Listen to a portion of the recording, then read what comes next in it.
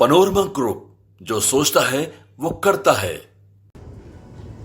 साथियों, उसी ने नीतीश कुमार जी के शासन में बिहार की सराहना करते हुए उसी इकोनॉमिस्ट ने लिखा है कि बिहार भारत की सबसे अप्रत्याशित लेकिन शानदार टर्न अराउंड स्टोरी बन चुका है। यह उस इकोनॉमिस्ट ने लिखा है, मैं हैरान नहीं गया। उन्होंने लिखा है कि कैसे बिहार में सड़कें बनी, कैसे बिहार में स्कूलों में बच्चे पूछने लगे, कैसे बिहार में कानून और व्यवस्था में सुधार हुआ है और विकास की एक नई धारा बिहार में प्रारंभ हो। यह उन्होंने कहा। यही अंतर दिखता है साथियों, जब नेतृत्व में मजबूत हो, नियत साफ हो और शासन में ईमानदारी हो। मैं दावे के साथ कह सकता हूं कि हमारे चाहे बिहार के मुख्यमंत्री हों, चाहे हमारे उप मुख्यमंत्री हों, लाल उंगली उठाकर नहीं कह सकता कि उनके दामन पर कोई भ्रष्टाचार की बात नहीं। मुझे मेरा पूरा विश्वास है कि वही बिहार जिसे दुनिया कभी दावत से देखती थी, आज वो प्रेरणा। नमस्कार, आप न्यूज़ फाउंडेशन देख रहे हैं। मैं हूं आपके साथ वंदना। एक तरफ नेता प्रतिपक्ष तेजस्वी यादव बिहार के मुख्यमंत्री को अचेत बताते हैं, तो दूसरी तरफ केंद्रीय रक्षा मंत्री राजनाथ सिंह ने कहा कि कोई माई का लाल नहीं है जो कि मुख्यमंत्री नीतीश कुमार के दामन पर दाग लगा सकता है। उनके नेतृत्व में बिहार में एनडीए की सरकार अच्छा और बेहतर काम कर रही है। आगे आने वाले विधानसभा चुनाव में 2/3 बहुमत से सरकार बनेगी। वो आगे उन तमाम बयानों के साथ छोड़े जाते हैं कि क्या कुछ कहना है केंद्रीय रक्षा मंत्री। यह एक सिर्फ पुरस्कार नहीं था, यह एक राजनीतिक और नैतिक घोषणा थी। जो लोग सच्चे समाजवादी थे, जो वंचितों की आवाज थे, जो सत्ता में रहकर भी सारा जीवन जीते थे, वे ही असल में भारत के रत्न हैं। इसीलिए उन्हें भारत का रत्न दिया गया। साथियों, लालू जी के मुख्यमंत्री रहते समय कर्पूरी जी की विरासत और मूल्य दोनों को हाशिए पर डाल दिया। विरासत और मूल्यों को दोनों को हाशिए पर डाल दिया गया। यहां तक कि न तो उनका कोई स्मृति स्थल बनाया गया, न तो उनके नाम पर कोई ठोस योजना, उनके नाम पर न कोई विचारधारा का प्रचार, कुछ नहीं किया। सिर्फ हमारे प्रधानमंत्री मोदी जी ने न सिर्फ कर्पूरी जी का को फिर से याद दिलाया है, बल्कि उनकी जीवन शैली और सिद्धांतों को 21वीं सदी की राजनीति का आदर्श बनाया है।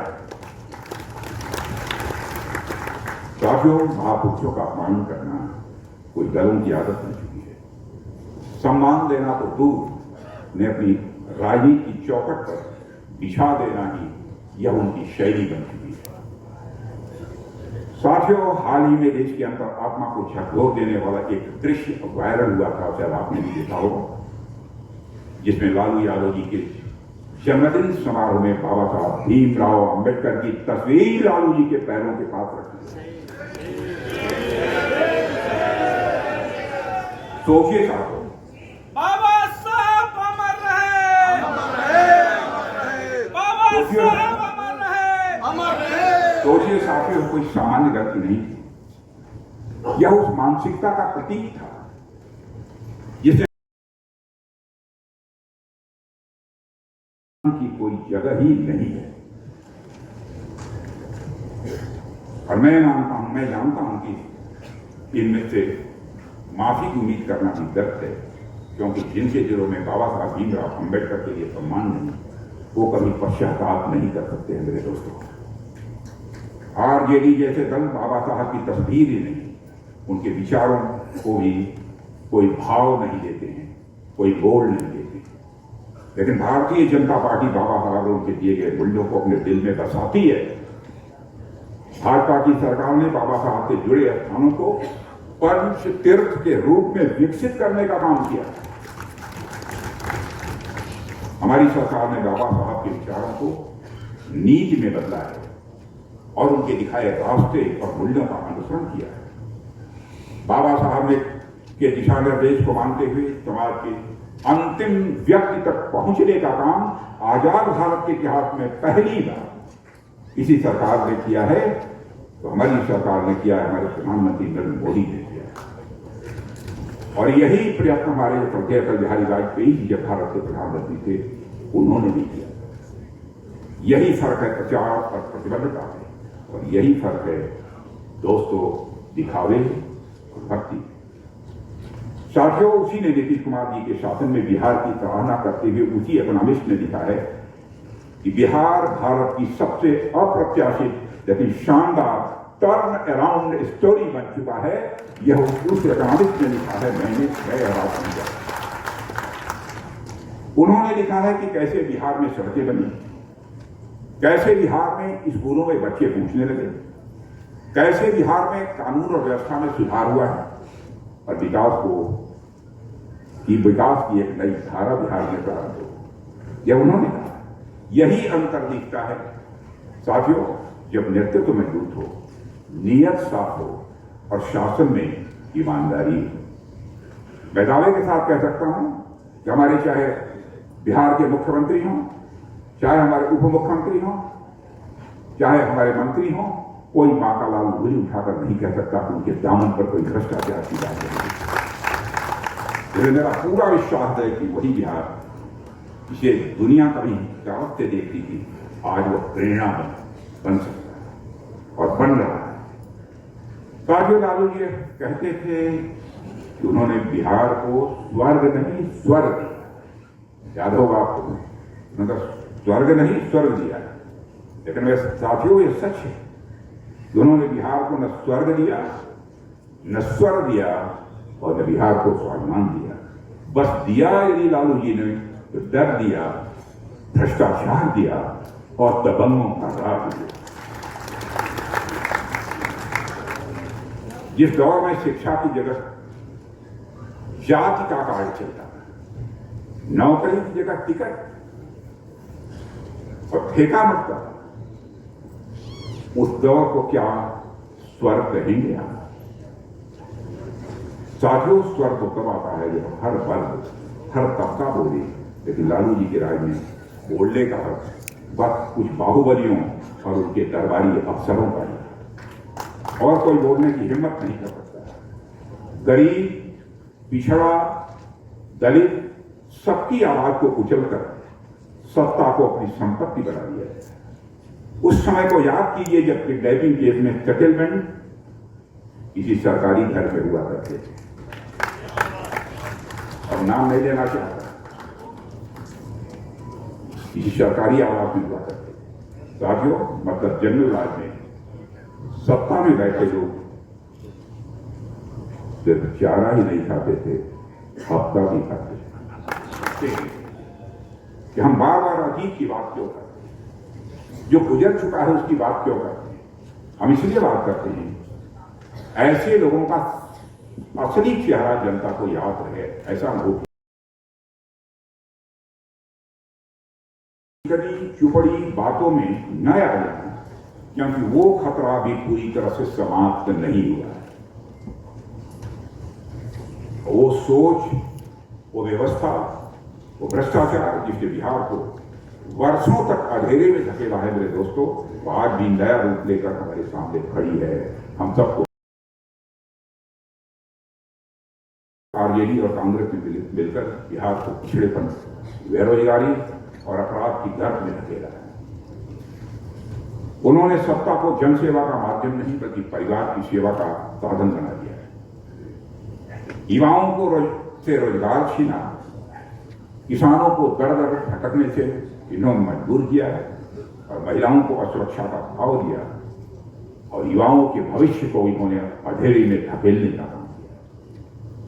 आज जब एक नई पीढ़ी आगे बढ़ रही है तो दोस्तों हमारा कर्तव्य है कि उन्हें सच्चाई से हम परिचित कराएं, हकीकत के उन्हें बताएं कि अगर बिहार को कोई बदनाम करता रहा तो वही दल थे, और अगर बिहार को कोई नया भविष्य दे सकता है तो केवल और केवल हमारे मोदी जी के नेतृत्व की सरकार दे सकती है केंद्र में, और प्रदेश में नीतीश जी के नेतृत्व की हमारी एनडीए सरकार ही दे सकती है। साथियों, हम सभी जानते हैं कि सिवान की धरती ने भारत को डॉक्टर राजेंद्र प्रसाद जी जैसा एक महान सपूत किया था।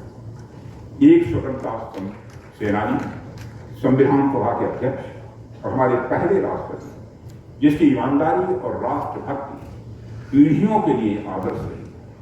लेकिन दुर्भाग्य से लालू जी के जंगल राज में यही पवित्र धरती अपराध और आतंक की प्रयोगशाला बन गई।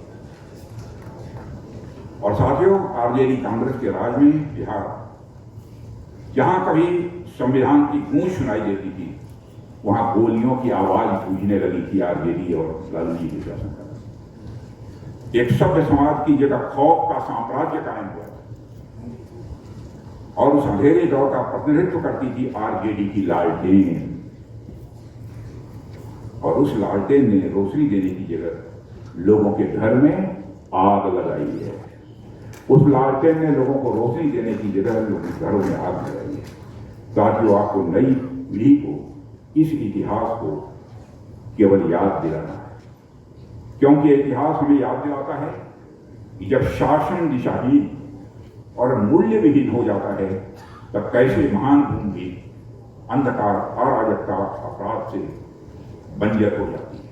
केवल यह लोगों को याद दिलाना है। हम अतीत को इसलिए याद करते हैं मेरे दोस्तों, ताकि भविष्य में वही गलती न दोहराई जाए।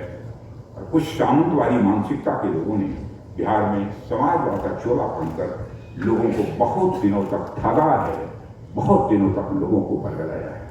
इसके प्रति भी हम सबको सावधान रहने की जरूरत है। और दोस्तों, जिन लोगों ने जनता को बेवकूफ बनाया, जनता को मरने के लिए छोड़ दिया, जनता को समाजवाद का जुमला बस दिया, और इसलिए जरूरी है कि हर कार्यकर्ता, आप जैसा हर कार्यकर्ता, हर जनप्रतिनिधि, हर मतदाता को यह बार बार बताया जाए कि जिन्होंने बिहार को बर्बाद किया, उन्हें दोबारा मौका देना सिर्फ अतीत की त्रासदी को दोहराना होगा। यह भी जनता को बताना चाहिए। और साथियों, नालंदा विश्वविद्यालय से कभी चीन के महान विद्वान, साथियों, हमारी नीच है, आतंकवादी जहां भी हैं, हम उन्हें समाप्त करने से रंच मात्र भी हिचकेंगे नहीं। साथ ही आतंकवाद को प्रायोजित करने वाली सरकार और आतंकवाद के मास्टरमाइंड के बीच का अंतर किए बिना हम उसका मुंहतोड़ जवाब देंगे। साथियों, प्रधानमंत्री जी के नेतृत्व में भारत 2047 तक विकसित भारत बनने के लक्ष्य की दिशा में तेजी से आगे बढ़ चुका है। Zero poverty, 100% education and health care, skill and employment, women participation, महिलाओं की भागीदारी, ग्लोबल फूड हब जैसे लक्ष्य केवल नीतिगत घोषणाएं नहीं, बल्कि एक राष्ट्र के संकल्प की मेरे दोस्तों घोषणा है। और इन संकल्पों की प्राप्ति के लिए बिहार का विकसित राज्य बनना आवश्यक है। और हमारे राजनीतिक जीवन का जो अनुभव है, उस आधार पर मैं कहना चाहता हूं, सामान्यता बढ़ चढ़कर मैं कभी बातें नहीं करता हूं, उस आधार पर मैं कहना चाहता हूं, हमारा बिहार विकसित राज्य बनकर रहेगा, दुनिया की कोई ताकत नहीं रोक सकती। लेकिन हमारा जो यह संकल्प है, इस संकल्प को हम भारतीय जनता पार्टी के कार्यकर्ताओं को जन जन तक पहुंचाना है। साथियों, साल 2025 में देश में भारतीय संविधान का अमृत महोत्सव मनाया जा रहा है। एक नई बहस देश में छिड़ गई है कि भारतीय संविधान की प्रस्तावना में से सोशलिज्म और सेकुलरिज्म शब्द को हटा देना चाहिए, क्योंकि इन्हें आपातकाल के दौरान जबरदस्ती शामिल किया गया। यह बहस इस देश में कई बार छिड़ चुकी है, इसके पहले भी हो चुकी है, मगर इस बार आरजेडी को लोग इसे बाबा साहब का अपमान बता रहे हैं। दरअसल अब आरजेडी के लोग इसे बाबा साहब का अपमान बता रहे हैं। अरे भाई, बाबा साहब भीमराव अम्बेडकर का यह अपमान कैसे हो गया? सच्चाई यह है कि दोनों शब्द बाबा साहब के लिखे और डॉक्टर राजेंद्र प्रसाद की अध्यक्षता वाली संविधान सभा द्वारा पारित संविधान का हिस्सा कभी नहीं। भारत एक ऐसा देश है जहां की संस्कृति में ही सर्वधर्म संभाव का मेरे दोस्तों भाव है। सभी धर्मों के प्रति हम समान का भाव है। और मैं आपसे भी कहना चाहता हूं, जहां तक मेरा प्रश्न है, पार्टी का प्रश्न है, हम जाति, पंथ और मजहब, धर्म के आधार पर कोई भेदभाव करने वाले नहीं। हम इंसाफ और इंसानियत की राजनीति करने वाले नहीं। यह हमारा भारत है जिसमें केवल भारत की सीमा में रहने वाले लोगों को ही नहीं, बल्कि पूरे विश्व को संदेश देने वाला पहला देश इस धरती पर भी कोई है तो भारत है, जिसने वसुधैव कुटुंबकम का संदेश दिया है। The whole world is your family. भारतीय संस्कृति स्वभाव से ही पंथ निरपेक्ष रही है। स्वभाव से ही भारतीय संस्कृति पंथ निरपेक्ष रही है, सेकुलर। यह तो वह धरती है जहां पर हर किसी को अपनी बात का प्रचार करने की छूट रही है। यह भारत ही है जहां पारसी समाज को खुले मन से स्वीकार किया गया है मेरे रहने वालियों, और वे सबसे पहले गुजरात के सूरत में, और आज वे भारत के कई नगरों में सैकड़ों वर्षों से रह रहे हैं। साथियों, केवल भारत का ही नहीं बल्कि दुनिया के सबसे पुराने चर्चों में से एक आज भी केरल में हो। पुराने चर्चों में एक चर्च केरल में मौजूद है। अगर मैं इस्लाम की बात करूं तो पूरी दुनिया में केवल भारत में ही इस्लाम के 72 के 72 फिरके पाए जाते हैं।